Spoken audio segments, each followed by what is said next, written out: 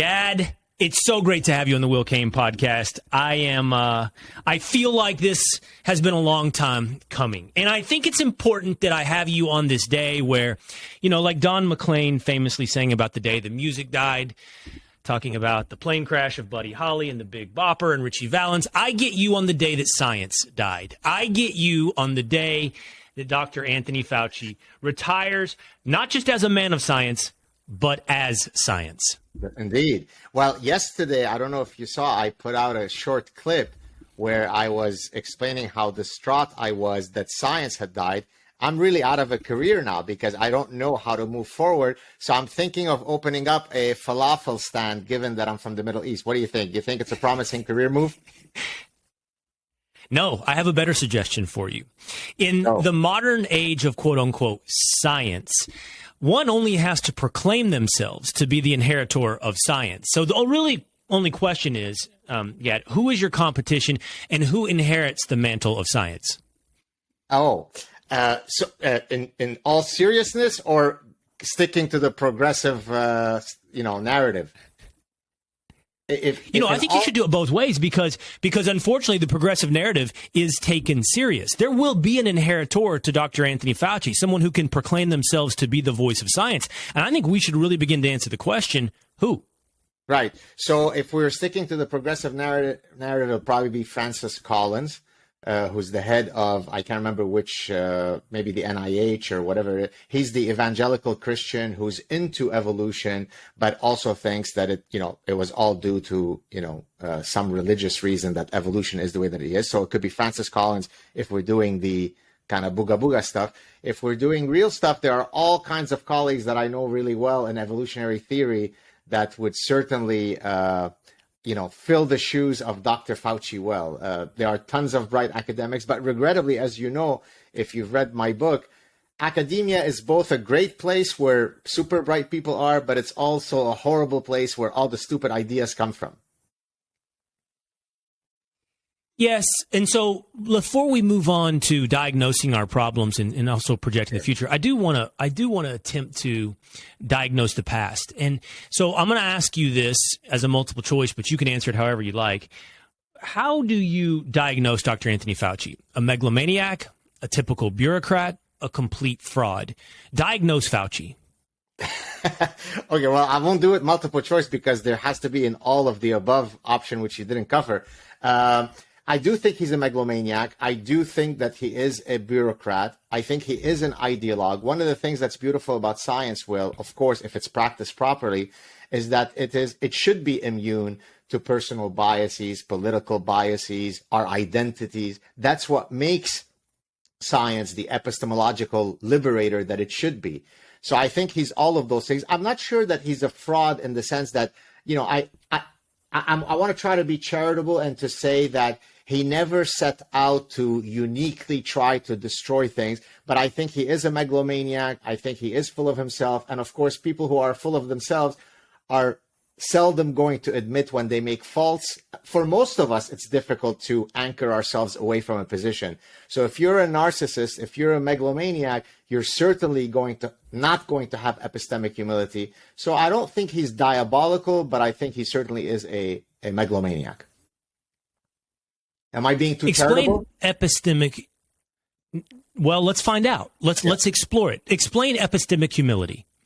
So epistemology is philosophy of knowledge, right? So epistemic humility is, if you'd like, the old Confucius, aphorism that, real knowledge is to know what you know and to know what you don't know, right? So when you have epistemic humility, you're someone who says, hey, when I know something, I'm going to walk around with the assuredness of someone who really knows what he's talking about.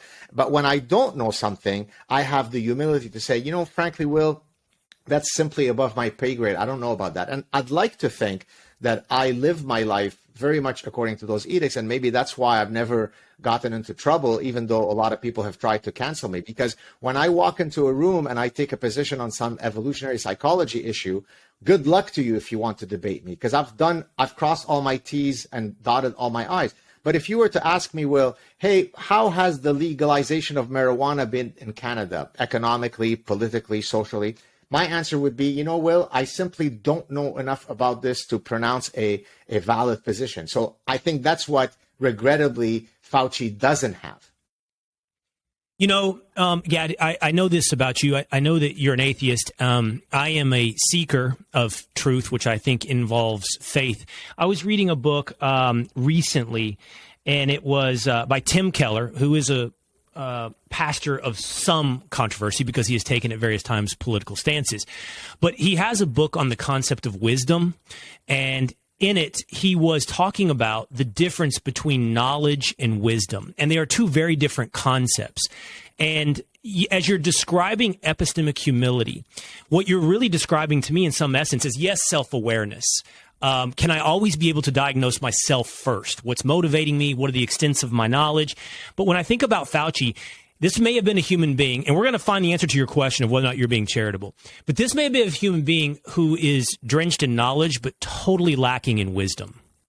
Yeah, I completely agree with you. And I love that dichotomy, right? There's a lot of people who may have a lot of diplomas on their wall, but once you talk to them about anything that's outside of their narrow lanes of specialization, they're babbling morons, right? So yes, I agree with you. And by the way, I make a similar argument when I talk about the distinction between being a professor and being an intellectual.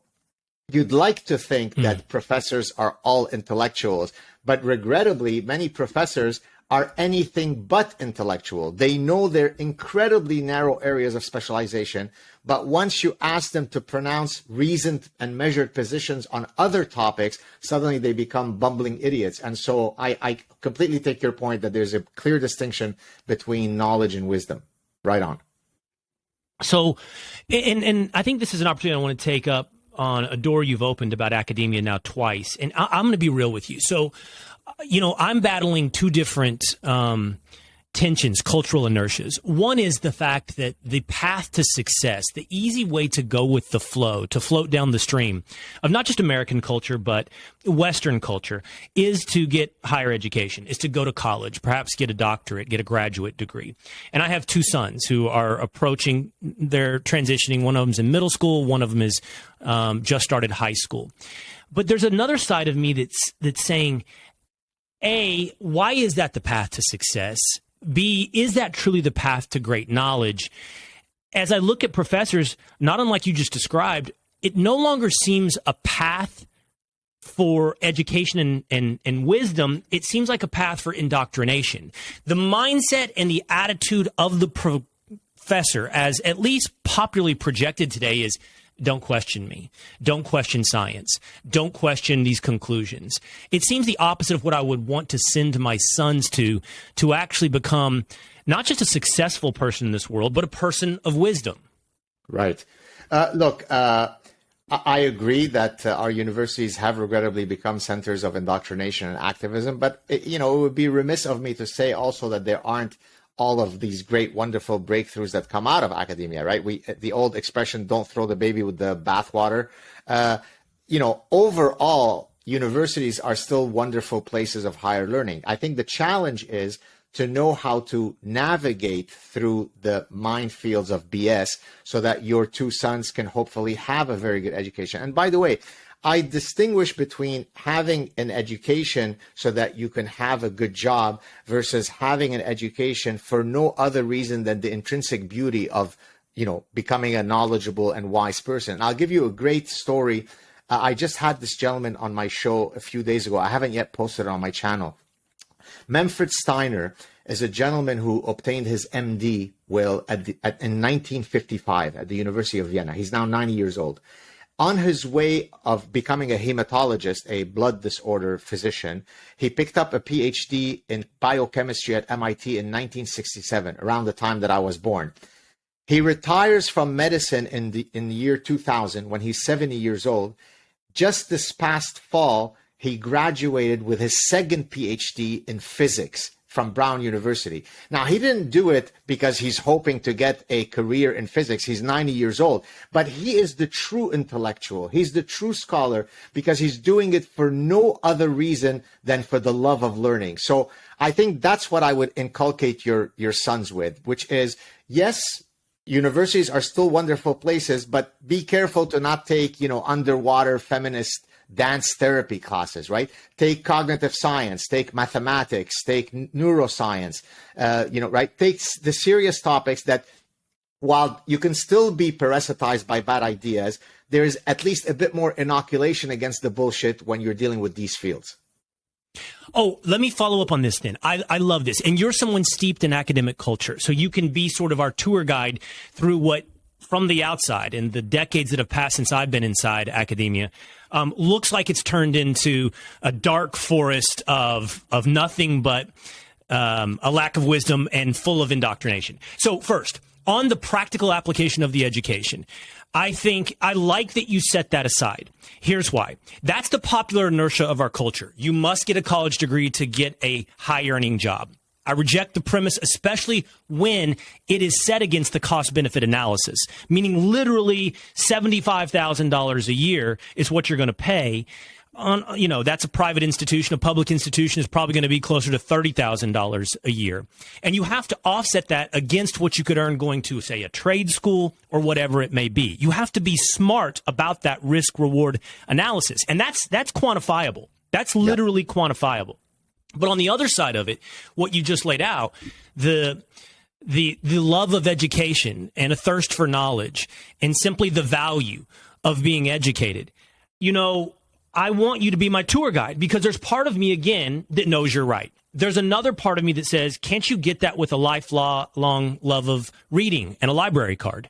And then offset that against, Gad, and maybe I'm overstating it, this weird perversion of modern day education where instead of reading the classics or learning, what I might be able to through an incredibly sharpened reading list, I'm getting feminist studies, even if I'm in English 101 or whatever it is you describe. I'm getting the less valuable, and I truly mean and think it is, the less valuable side of simply the knowledge equation. Look, I think both paths are valid for, as you said, lifelong learning. So I can enroll formally, if you want to study pure mathematics, it might be difficult to do so as an autodidactic, pursuit, right? Because there needs to be some basic instruction if you're studying something like pure mathematics. But I completely agree with your point that especially in today's world where you could turn on YouTube and you could have access to every single top professor in every possible field, then you certainly don't need to be dishing out $75,000 to Stanford for getting a lot of BS. But again, they're not mutually exclusive. So the ideal path for me would be for a student to really choose their school, their discipline, their professors very carefully, whilst also being intellectually curious on the side. So I'll give you a quick personal story. In my personal library, Will, where I'm right now sitting, I've got hundreds and hundreds of personal books, many hundreds of which I've yet to read. One of the things that stresses me the most when I walk into my study every morning is how much knowledge I've yet to consume in my own study. So that bent doesn't have to come from me enrolling in university. It's a constant strive for intellectual curiosity, right? I just read a book. Although I'm very familiar with Thomas Sowell, I was on vacation for a few weeks in Southern California, and I read Thomas Sowell's book, The Vision of the Anointed. I was basically having intellectual orgasms sitting at the beach because I was reading every page, right? I'm not going to be tested on an exam. I don't have to do this. I've got all the degrees and the accolades in the world, but I'm still a little kid at heart. I'm reading Thomas Sowell as though I was an undergraduate. So I think we can do both. We can still follow the formal educational path while being dogged lifelong learners. So I want to share a personal story with you as well. So, Gad, I always did very well in school, from high school to college. And I did well in terms of the way we define doing well in school. I got good grades. I tested well. I always did well, and I pursued those incentive rewards. I pursued good grades, and there was a reason. I wanted to get into the next college. I wanted to get into law school. I wanted to achieve whatever it is the fruits of the good grades might eventually provide.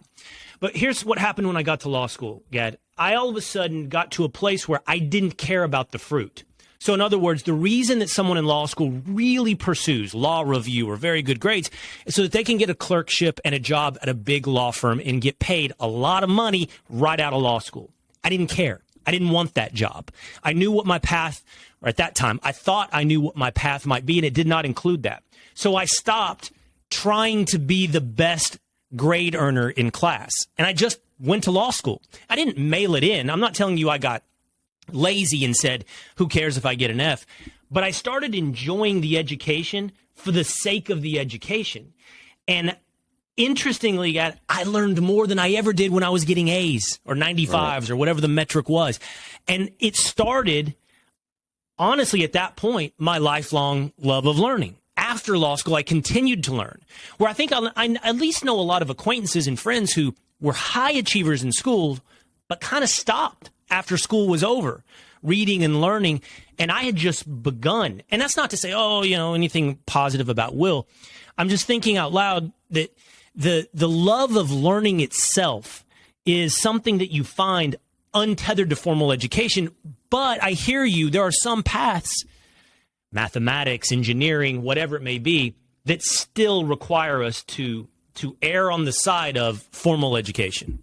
Yeah, so my own personal experience in universities speaks well to all the issues we're talking about, because I'm housed in a business school, Will, right? So, as some of your viewers may not know, I apply evolutionary psychology and evolutionary biology to study economic behavior and consumer behavior and behavioral sciences in general. But I'm housed in a business school. Now, why is that important to our conversation? Because it speaks to the fact that many students who go to business school are coming to business school for extrinsic reasons, right? I'm going after my MBA, not because I love learning, but I know that those three letters after my name will hopefully give me a better job. And of course, I'm not at all the professor who, adheres to that kind of ethos, because I want you to come in here only for intrinsic reasons.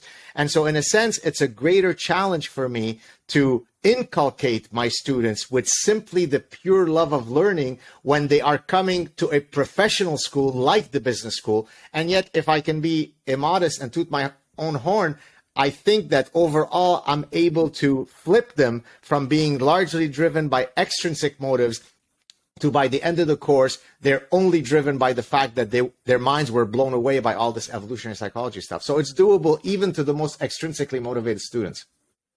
Okay, now let's veer back around to the question that's been left hanging. Were you being too charitable with Dr. Anthony Fauci? Sure. Here is my question for you in discussing epistemic humility.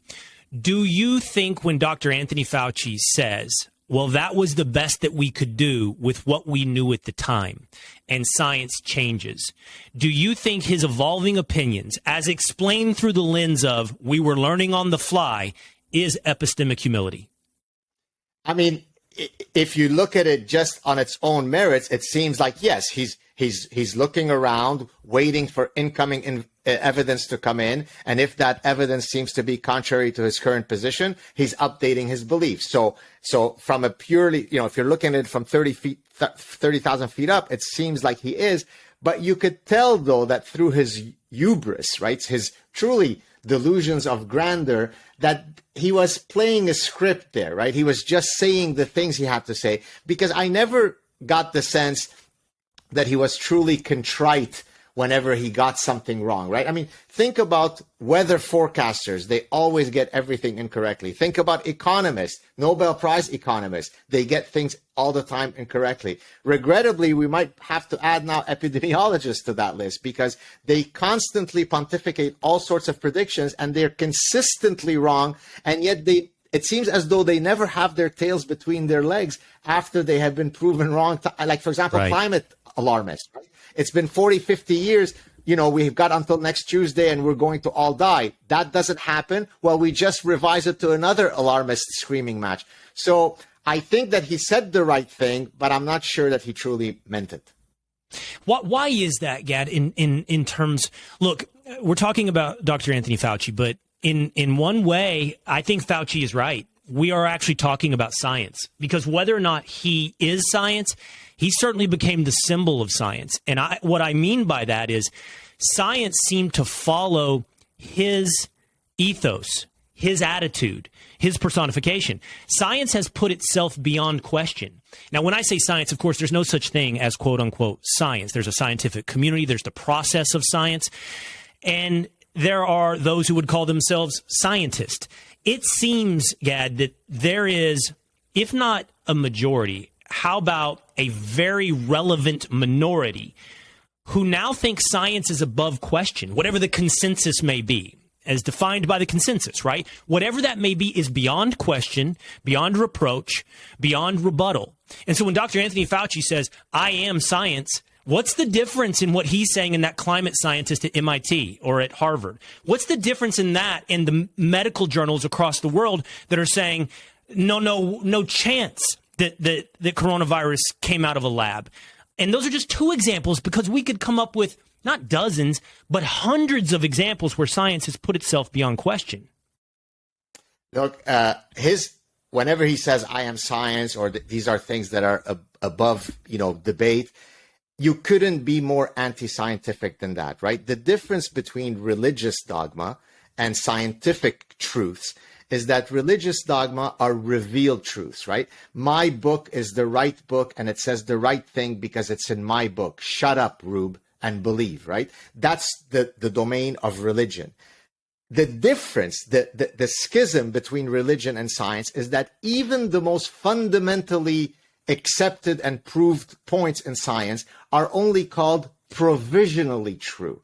Why? Precisely because science is epistemologically humble, meaning that even if we now have incontrovertible 150 years worth of evidence for the veracity of the theory of evolution, yet I have to, as an evolutionist, say, if tomorrow Will Cain and his lab comes out with data that falsifies the theory of evolution, back to the drawing board we go. There is right now as much evidence for the veracity of the theory of evolution as much as there is that the sun exists or that gravity exists.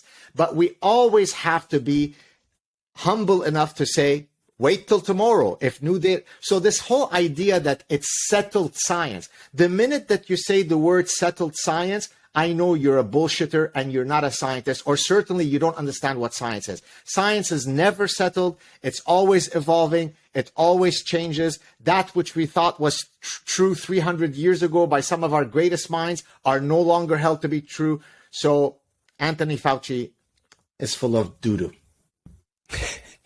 Yeah, you're a scientist, and in my estimation, you just very well defined science, and that's your opinion of science.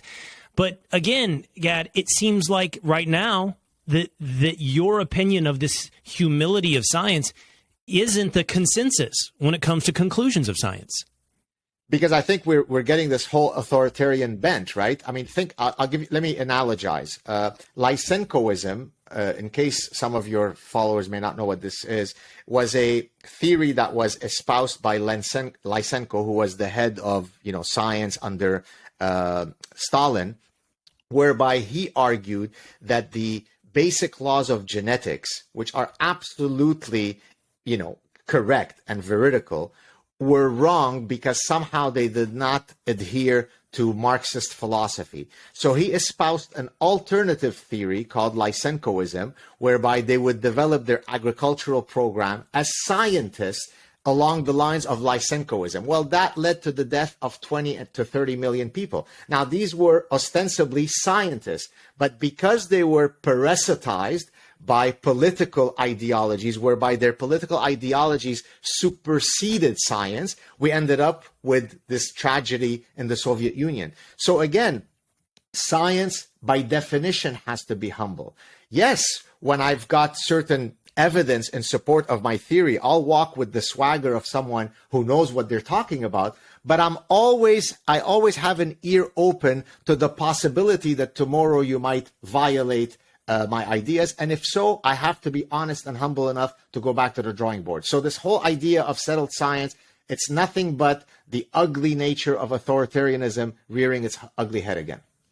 So tell me then if you agree with this. I was having a conversation with a friend the other day. We were talking about Kyrie Irving and a few other athletes out there that say conventionally crazy things. And I don't mean to qualify that, Gad, saying conventionally crazy things, meaning that I accept or reject their premise. I'm just pointing out there is convention, there is consensus, and the opinions of Kyrie Irving exist outside of convention. But I said to my friend, look, if we're all sitting in the room and everyone in the room concedes, accepts, and stands firm that the earth is round, but one person who says, no, it's not, the earth is flat, to me, he all of a sudden becomes the most interesting man in the room. That doesn't make him correct. That doesn't make him somebody with whom I go stand. But it does make me someone who's like, let's hear what he has to say. Yes. Well, what you're saying basically is that someone should have at least the honey badger attitude to defend his principles, irrespective of how many other people disagree with him. And I certainly wholeheartedly agree that. Now, we don't have to take Irving, who may have been wrong. I think you're referring to his flat earth stuff. Is that what you're talking about? Yes. Yes. Yeah. Okay. Now, I mean, clearly this is wrong, but let me kind of link it to my own personal career. When I started off in academia, I was very much, and probably still to today, the unorthodox guy who simply was not willing to accept the central dogma in the social sciences, which is the following, Will. Biology is relevant to all species except one species known as human beings. So you must be some quack scientist, Dr. Saad, if you think that you could apply evolutionary principles to explain human behavior.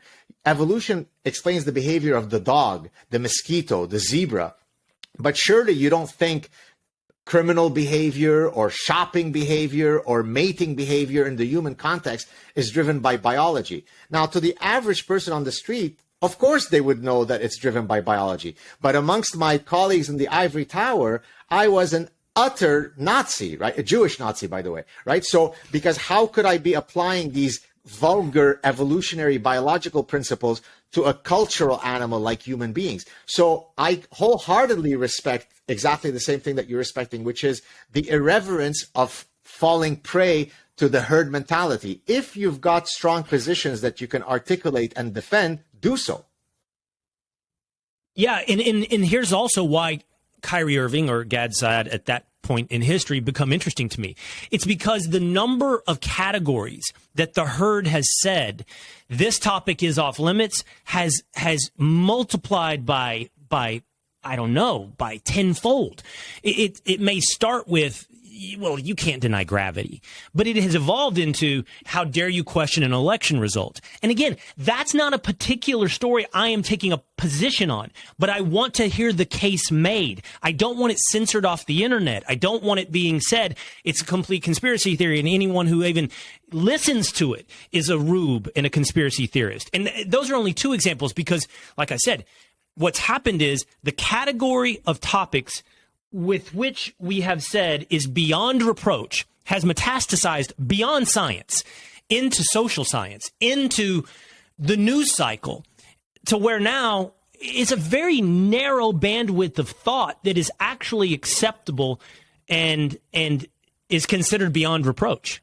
Well, look, what's happening is the manifestation of a instinct that has existed as part of the human condition forever, right? Which is, in other contexts, the way that we get rid of the dissenting voices is we kill them, right? So throughout history, I come from the Middle East, right? Try to criticize Islam and see what happens to you. It's unacceptable, right? You are creating, in Arabic, you say fitna. You're creating chaos. So we are killing you because we are merciful, because you're creating too much chaos, because you're going against the revealed truths, right? So all that's happening with the woke Taliban is that they are instantiating the same reflex of drowning out bad voices, bad in quotes, not by decapitating them literally, but by canceling them, by getting them fired, by, making them too afraid so that they self-censor. So the phenomenon is the same. The way by which we shut you down slightly varies. Oh, that is fascinating. And that's where I want to go next. But we'll put a ribbon on Dr. Anthony Fauci. I asked you if you thought his positions were epistemic humility. I do not believe they are. I don't think they were, as you described it, sincerely contrite. I think they were more akin to an emperor, as you described, the Soviet dictator or directorate of science, whose latest proclamation is simply the word of God. It's not one who is actually looking back at himself with self-awareness and seeing where he got it wrong. It's just This is my latest directorate. Follow without question.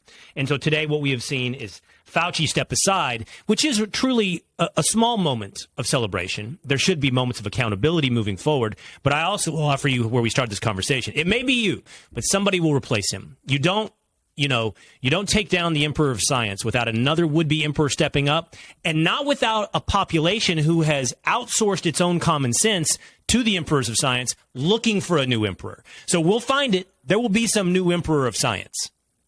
Yeah, indeed. Can I just mention one thing from Arabic wisdom that really applies to Anthony Fauci staying on so long on his job? Can I do that for 2 seconds?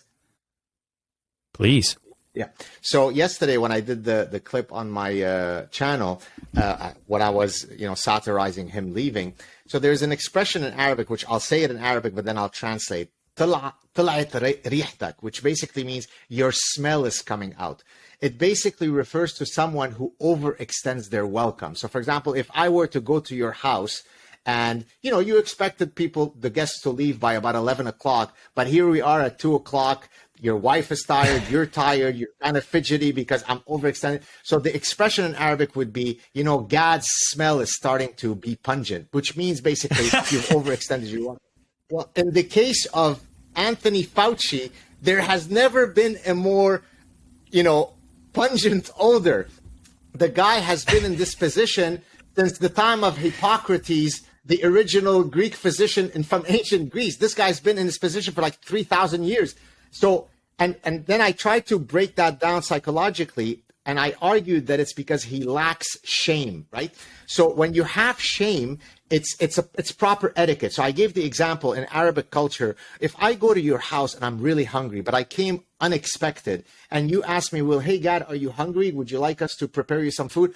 I'll lie and say, no, I'm not hungry. I just ate, because it would be shameful for me to burden you with having to ask you for food since you weren't expecting me, because I have shame. I have a sense of dignity. So in the case of Anthony Fauci, the fact that he overextended his stay for so long speaks to his lack of shame and his pungent odor. I love it. From Arabic wisdom to Anthony Fauci. All right. There now, you go. I think in you bringing up the topic of Arabic wisdom, and I don't know that it's unique to Arab culture, but rather the tribal instinct of man, that those with whom we disagree historically have been somebody we seek to silence. And the easiest way historically to silence someone is murder. But what it really reveals, Gad, about the human condition, in my estimation, and all humility that I'm speaking to an evolutionary biologist, what it reveals about the human condition is we can speak of principle and we strive for principle, but in the end, we are all about victory. We must win, our tribe must win, our side must win. And I think that's best illustrated most recently by, I don't know how to describe him, and you can in a moment, your friend, your esteemed colleague in the academia, your fellow intellect, Sam Harris. Now, Sam Harris was a guy to me, Gad, who I did follow. I've listened to a few podcasts. I have one of his books. I did not finish the book, I will admit, but I did begin one of his books. And my takeaway from Sam Harris for quite some time was not somebody with whom I consistently agree, but someone who I trust is an honest seeker of truth. Well, last week when he was on this podcast, Trigonometry, he revealed that is false. In my estimation, he is not an honest seeker of the truth. He said that Donald Trump represented such an existential threat to the Western world, certainly to the United States of America, but I think more largely to the Western world, that he is, and he has said this in the past, more dangerous than Osama bin Laden. Yep. He has said that, therefore, it was perfectly acceptable to have, and these are his words, a quote-unquote left-right conspiracy to subvert the truth, for example, about Hunter Biden, and I assume he would endorse much more, but for example, Hunter Biden, in order to do away with Donald Trump.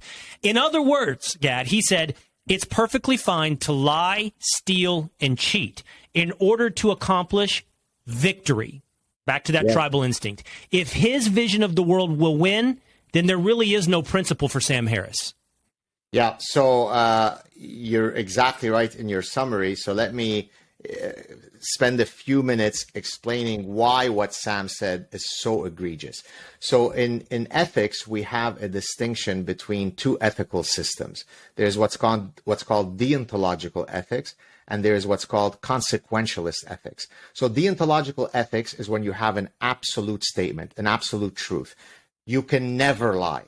That would be a deontological statement. A consequentialist statement would be, it's okay to lie if, for example, you're trying to spare someone's feelings. So if your spouse asks you, do I look fat in those jeans? Then you better put on your consequentialist hat really quickly and say, of course not. You've never looked more beautiful because you'd like to remain married. And the reality is, for most things in life, we oscillate through these two systems. But for many things, we tend to be consequentialists in our ethical bend. But when it comes to foundational principles on which our societies are built, those foundational principles, by definition, are deontological. So, for example, I don't need to tell the lawyer in this conversation, you, that the presumption of innocence deontological principle applies to everyone. It doesn't apply to everyone but Brett Kavanaugh because he's a gang rapist who went up and down the seaboard, raping everybody. But yet Sam and his friends said, but no. Of course we believe in presumption of innocence, but not for someone as bad as Brett Kavanaugh. Yes, we believe in freedom of speech, but of course, surely it doesn't apply for Donald Trump espousing all his bullshit on Twitter. Surely we believe in truth, but not when it comes to releasing Hunter Biden's contents in his laptop, because then Donald Trump might win. No. When it comes to deontological principles, you never violate them. That's what distinguishes us from every society that ever has existed other than the West. So what Sam has done is actually something astronomically egregious, especially for someone who considers himself to be, an expert on morality and on philosophy and meditation. This is why, by the way, I went after Sam, because I had a personal relationship with him. And for the first 4 or 5 years, while he was being hysterical about Trump, I kept quiet because of perhaps my Middle Eastern etiquette of you don't go after a friend, you don't do it. But then that was pitted against my love for truth. I love truth more than my loyalty to Sam. I love truth more than his bullshit, Trump derangement syndrome. And therefore, once I spoke out against Sam, admittedly, at times I was a bit mocking him and I was using my satire and sarcasm, but at other times I was very professorial and austere. What did he do? He blocked me on Twitter. Now, I don't care that he blocked me. He's not one of my close friends. I'm going to learn how to love again tomorrow.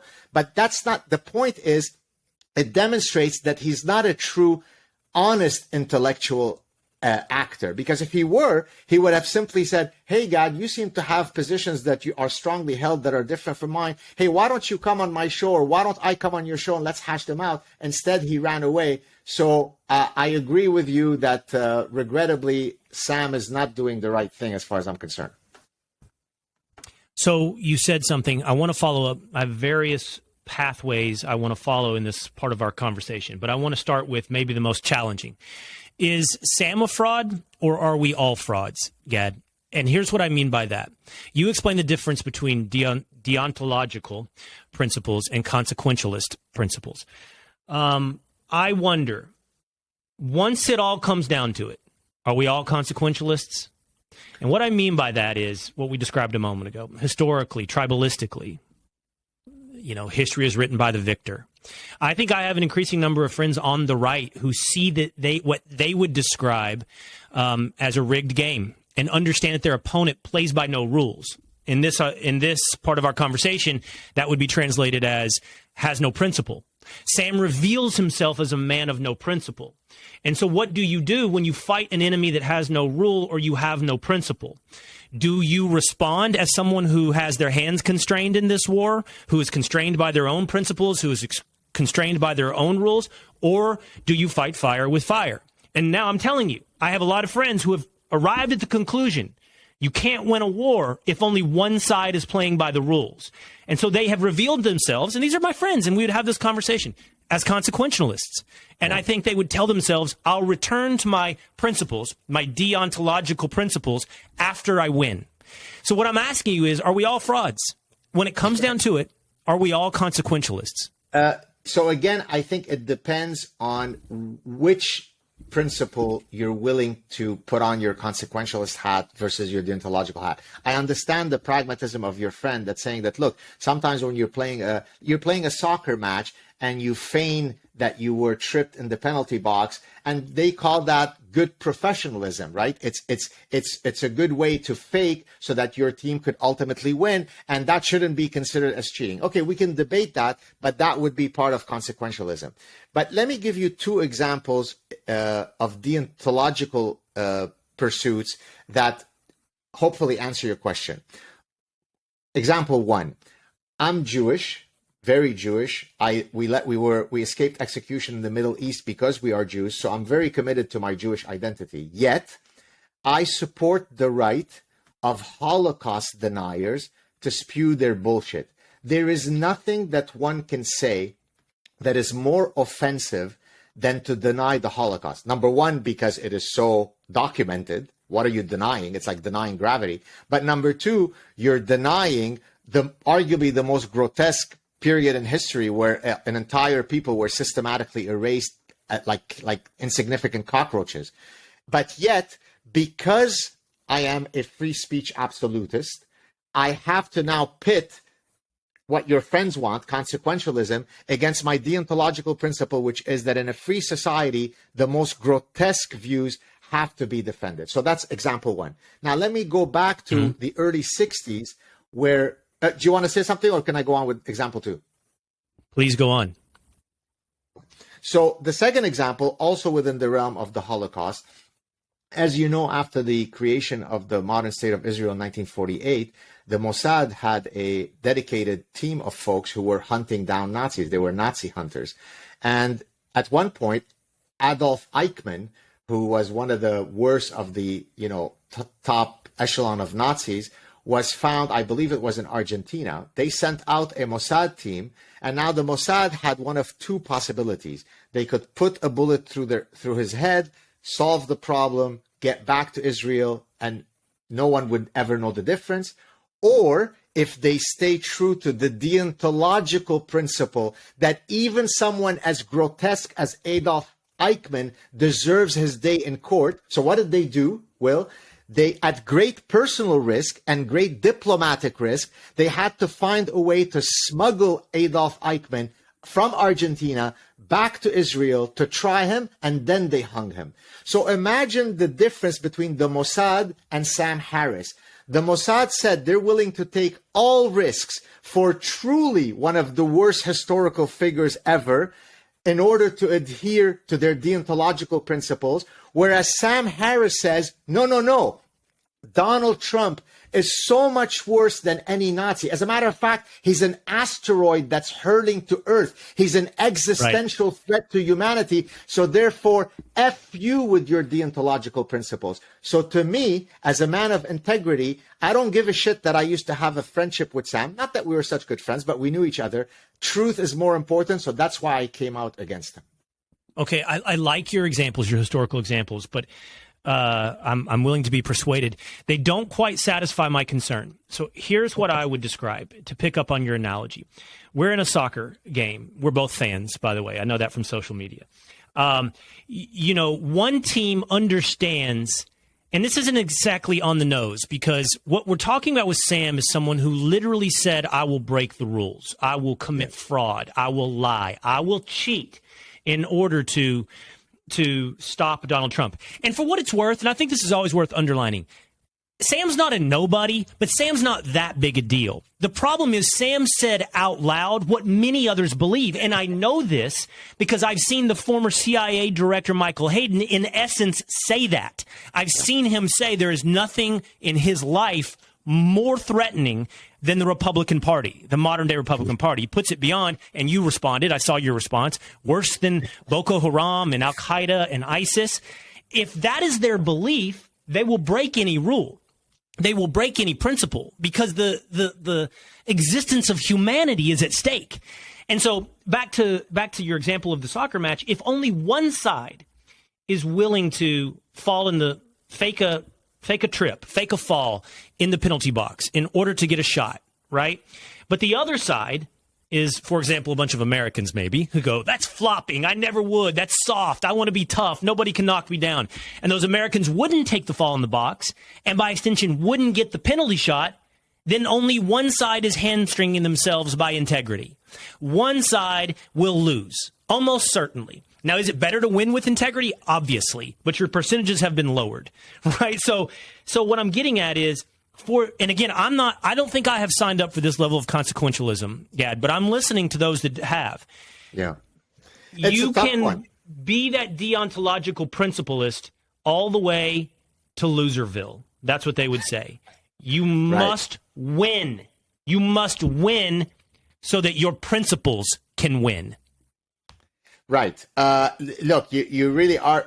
What you're basically saying is, where do we draw the line at where you put on your deontological hat versus your consequentialist hat? And that's what we're debating right now. Your friends are saying, look, the battle is so rigged that where they're going to place their line might be different where I place it. So you got me in a bit of a conundrum. So I'm not sure how to answer it other than to say, I would reserve the most rigid and inflexible adherence to deontological principle to the most fundamental foundational values of our societies. You understand what I mean? So presumption of innocence, a fair and unbiased media that ensures that we hold those in power, right? So there are certain principles that are so inviolable that you just can't violate them because then it's complete anarchy. So short of that, I'm willing to concede the point that sometimes you have to play dirty to win. So, and I guess the other analogy I would draw, if we're going to stay in the sports realm,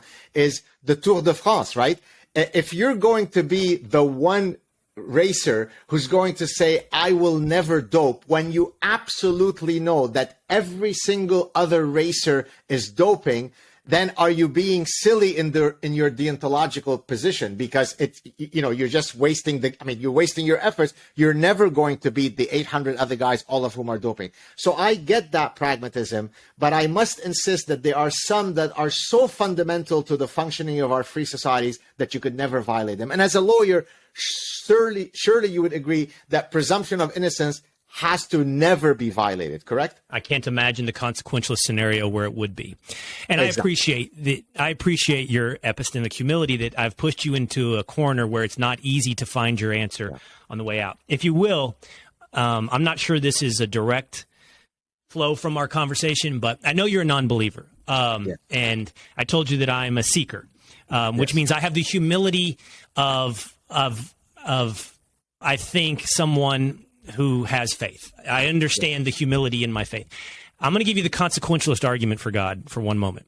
Sure. I have throughout my life done things that I think are the right thing, right? And lost as a process of that.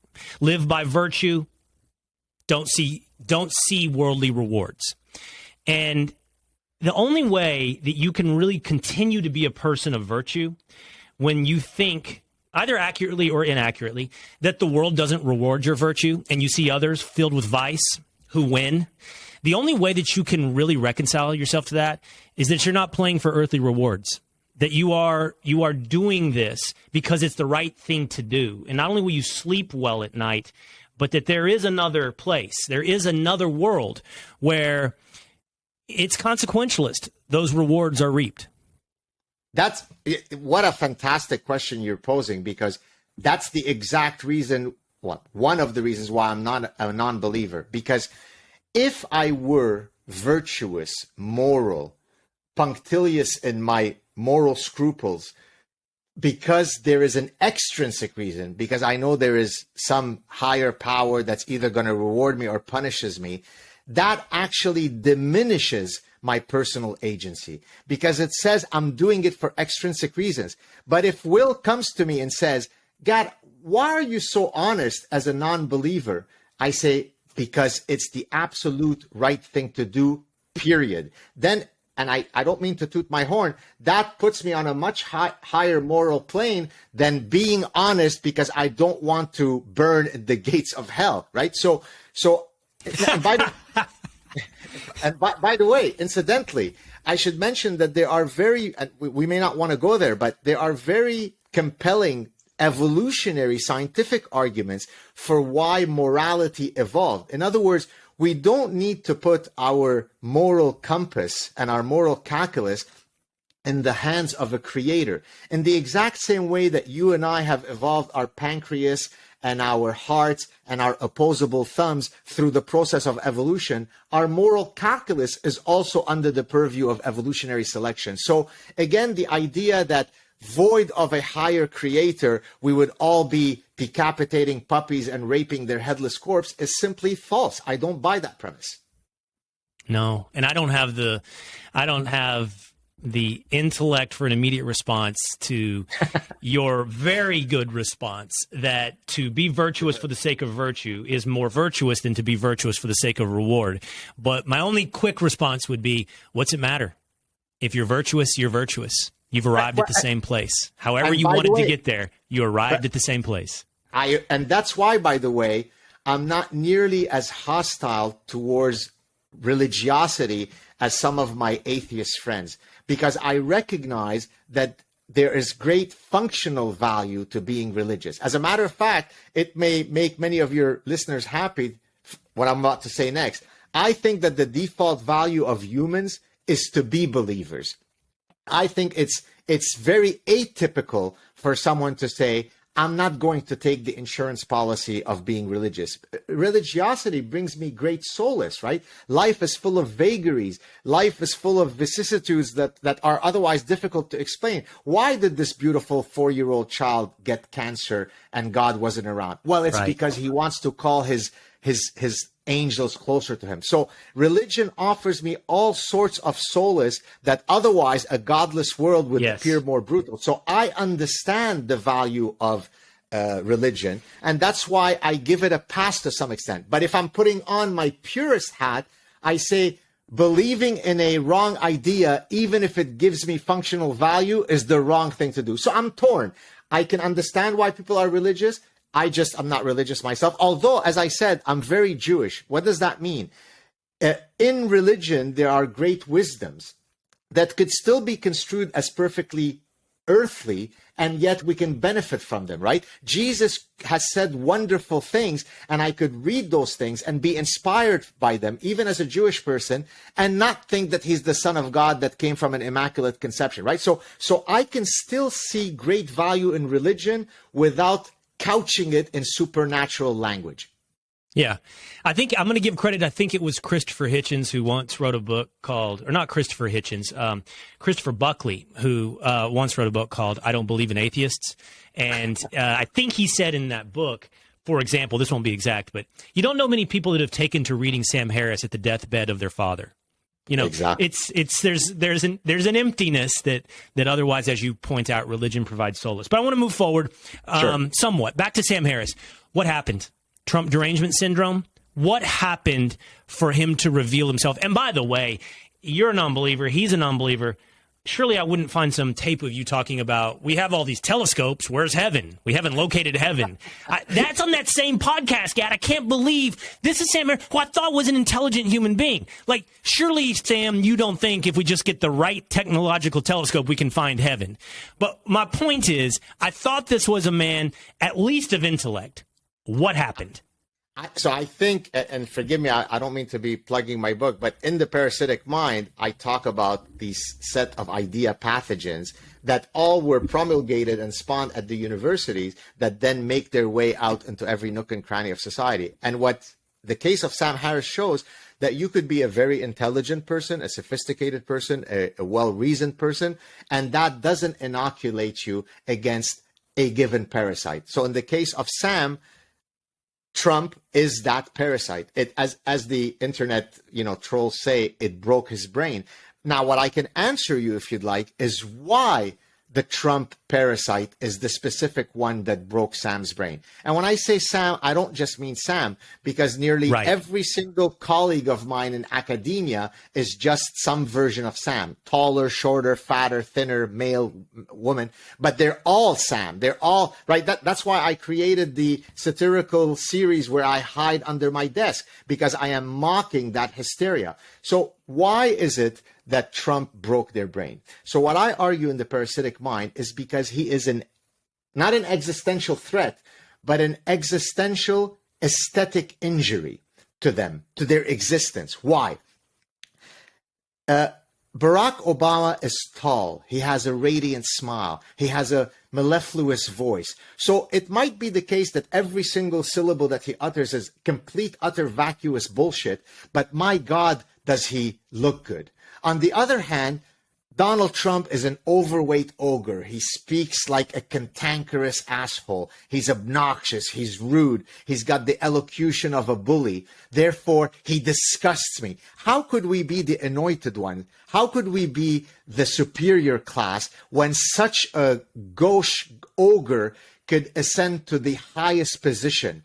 If he can ascend to that position, it invalidates why I am special. I'm speaking now as Sam and the intelligentsia. So I think that's what broke their brain, is that Donald Trump represents a complete and utter repudiation of the intelligentsia class. Before you go on, can I just mention one quick thing? Another thing coming from Arabic. Imagine this. This is a memory stick. Imagine it were a cork of a wine bottle, okay? There is an expression in Arabic that says, getting drunk simply smelling the cork of the wine bottle. What does that mean? It means that you are so weak of constitution that I don't need to get you to drink the full bottle to get drunk. I simply get you to whiff the cork and you're already drunk. That's what happens to Sam. He whiffs look, I'm whiffing now the Barack Obama. What a mellifluous voice he has. I'm drunk. He is so majestic. He is noble. On the other hand, now I'm going to smell the pungent cork of Donald Trump. He's disgusting. I revile him. He's grotesque. He's a pig. Remember, everything that I just said is based on emotions. None of it is based on cognitive. If Sam were rational, he would actually recognize that many of his stated positions are more in line with Donald Trump. I know this for a fact. That's what's killed me. Exactly. Gad, this is what I've talked about openly, and it's one of the things I'm most fascinated with by right now. Trump is not an extremist in any form except for personality, not policy, not movement of the Republican Party, which one could argue through Donald Trump has moved to the left with a greater focus on the middle class, with trade protectionism. There's nothing really extreme about Donald Trump other than his personality and perhaps his threat to elitism, to your point. But what you reveal is everybody, and by the way, you're not just talking about intelligentsia. I don't think you're just talking about Sam, nor academia, nor intelligentsia. It's really anyone who fashions themselves as an elite, whether or not they actually are. So the suburban housewife in North Dallas, who in the grand scheme of things is not an elite, no matter her wealth, thinks of herself as better than the Rube from a small town an hour outside of Dallas. And so therefore, Donald Trump on a very shallow level offends her self-conception of elitism. And look, you've written about consumer behavior, consumer evolutionary biology, the two together. And I'd have to think, by the way, voting patterns aren't that different than handbag purchases. So is everything that shallow? Yeah, so I'm glad that you linked it back to consumer behavior. So in the theory of persuasion, there are these two roots of persuasion. One is called the peripheral root of persuasion. One is called the central root of persuasion. Peripheral root of persuasion is when we use cosmetic cues.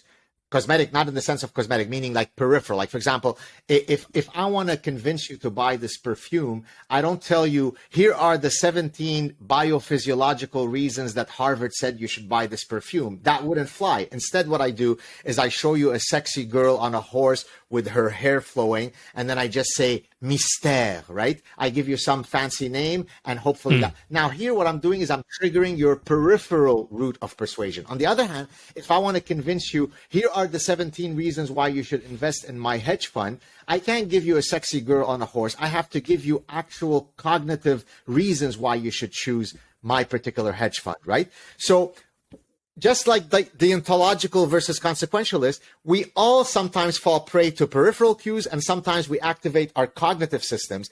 The challenge is to know, Will, when to activate which system. When it comes to presidential elections, which are terribly consequential, you should not be succumbing to peripheral cues, right? You should be succumbing to cognitive cues, right? So you should be saying, here are the 7 reasons why I love Justin Trudeau, policy reasons. But you don't. What you say is, he's tall, he's got gorgeous hair, he is young, he's dreamy. I had tons of female middle-aged professors who were fawning over him in the most embarrassing of ways, which if you had done that as a male professor for a female candidate, you would have been fired, but they could do it. He's so dreamy, he's tall, he has beautiful hair. So they were falling for the peripheral cues. So that's what happened to all those wannabe elitists and elitists, is that they're only triggering their peripheral system. Trump is a injury to that peripheral system, therefore he's an existential threat. I had a law professor say that sort of an ironclad law of civilization is that rich people don't want to live next to poor people. So if you look at basically everything that happens, people move, and this transcends race, right? This transcends a lot of cultures. This transcends what people choose to do. And I think we were learning about school busing at the time. We were education system tied to property taxes and so forth. And then you have education disparities. And what he was talking about is this is just sort of like what happens. Look where everyone chooses to live. Like I lived in New York City. Okay. And I'm not saying, I lived on the Upper West Side for a long time. I no longer do. I sent my son to school in Harlem, right? There weren't many hardcore progressives in one of the most progressive areas of the country, San Francisco, the Upper West Side, who made that choice or made the choice to make a lot of money and move to 135th Street. I don't care how liberal they were. They lived where they fit in socioeconomically or aspired to be socioeconomically. The reason I bring that up is I just feel like one of the things Donald Trump has revealed is, or reiterated or emphasized to us, is our divide very rarely is left and right, Republican and Democrat, based upon any type of true policy differences. I just feel like with the dividing characteristic of, and I know you're in Canada, but so maybe it's Western civilization, is elitism. It's simply elitism. It's what drives voting patterns in Washington, D.C. It's what drives voting patterns in North Carolina. Whatever. It's elitism. 100%. And I see this every day in the most elitist of all possible elitist ecosystems. It's called academia. And in a sense, that's why I'm both, if I may say, very, very prominent and popular amongst the larger public, but amongst some of my academic friends, I'm viewed as a pariah because I am, to a fault, non-elitist, right? So I get excited when a corrections officer or a Navy SEAL writes to me and says, my God, I love your stuff. I get more excited by that than if my colleague from Stanford, and that's why I've self-ascribed myself as the professor of the people, because I detest that elitism. And incidentally, a lot of my colleagues in academia, that they confuse being an intellectual with always being austere, always being serious, always being profound. Whereas I can be very serious and professorial, but I can act like a buffoon and joke around because guess what? Human beings are multifaceted, right?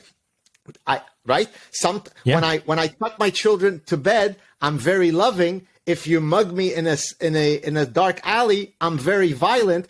My disposition didn't change. The situation demanded for me to be sweet in one case and violent in the other. So when it's time for me to joke around and be funny and be one of the guys, I can be that. When I need to be professorial at Stanford, I can be that. It's called being a multi-attribute complex individual. Most academics are imbeciles. They only know academia. They only know that lane. So they live out a script of faux profundity. I despise that. And that's why they despise me, because in a sense, I'm the Donald Trump of academia. Not that I wish to associate myself with Trump, but in a sense, I speak plainly, I speak truthfully, and therefore they detest that about me.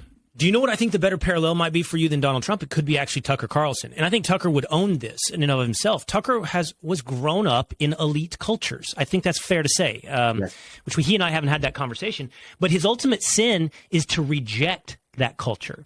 Yes. It's to criticize that culture, which is why he's so hated. It's largely the explanation for why he is so hated. Spot on. We'll land this conversation, and I hope it's not our only one, Gad, because I'm enjoying it, and we have many other bases throughout our, I hope, relationship together. By the way, real quick, I was thinking back. The first time you hit my radar, I think I was on Bill Maher in like the early 2010s, like 10, 11, 12. And that's when you hit my radar. Like you followed me, and maybe we went back and forth.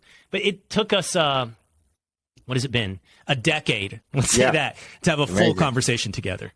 It's been amazing. And by the way, when you speak to Bill Maher next, tell him that he needs to correct the grave injustice of not having had me on multiple times. They tried to get me on once, but it was during COVID. They wanted to fly me out. I said, I can't leave. My Lord and Emperor Justin Trudeau does not allow me to leave. Let's do it by Zoom. They wanted me in person, and they've never followed up. So you tell Bill Maher it's time to bring. I think your invitation is more forthcoming than mine. Now that I'm at Fox News, I don't think I'll have an invitation. But I will. By the way, he's welcome here, and he is. I want to have Bill Maher on this podcast for a long form conversation, and you would be a wonderful guest for Real Time with Bill Maher.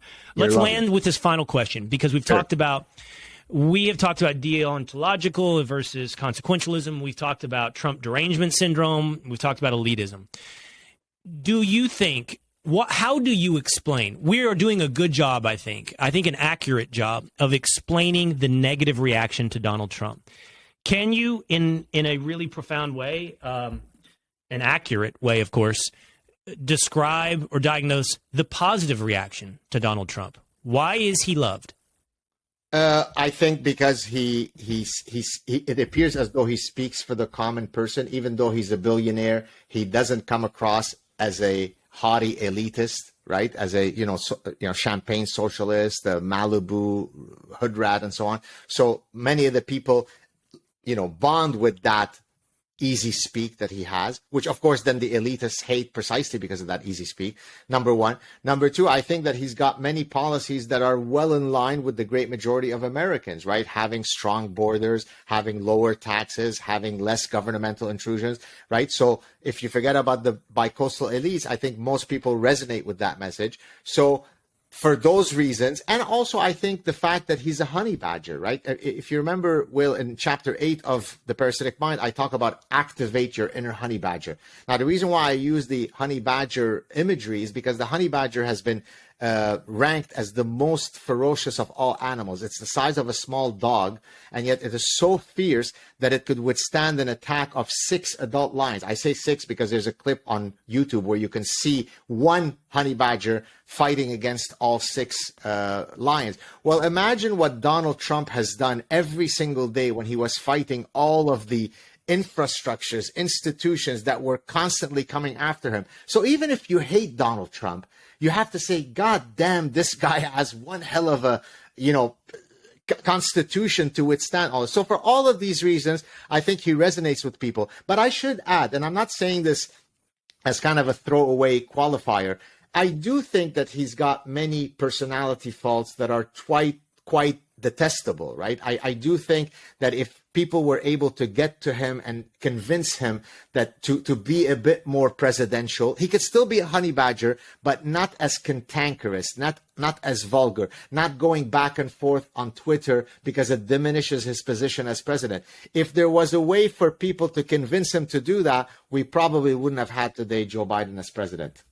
Well, I don't think a tiger changes its stripes. And I think that also I've become a firm believer that your greatest weaknesses are also where you will find your greatest strengths, and reverse. Where your greatest strengths lie, those also will reveal your greatest weaknesses. What I find fascinating, I think your diagnosis of the appeal of Donald Trump is accurate. It is that he's seen as a fighter, your description of a honey badger. It is that he's plain spoken. And it is the policies that represent, for example, the union trade worker in Ohio. And what I think is fascinating about our two descriptions, and I hope I'm not being uncharitable as well, is that the negative reaction to Donald Trump is, as you described, largely peripheral. Yeah. The appeal to Donald Trump is both peripheral and substantive. Yes. So what you're actually revealing is those that are attracted to Donald Trump, either right or wrong, are actually doing more thinking on their way through to that decision. Beautiful. I completely agree. The Trump supporters are activating both systems. The Trump haters are only activating the peripheral system. Perfect way of putting it. Beautiful, Will. All right. I love this conversation, Gad. Let's do it again. I think Anytime. We'll probably be doing it soon on your podcast. And yes, sir. You have an open invitation back here to the Will Cain Podcast. Thank you so much, Will. So good to talk to you. Cheers. Hey, it's Will Cain. Click here to subscribe to the Fox News channel on YouTube. It's the best way to get our latest interviews and highlights. And click to subscribe to the Will Cain Podcast for full episodes right now.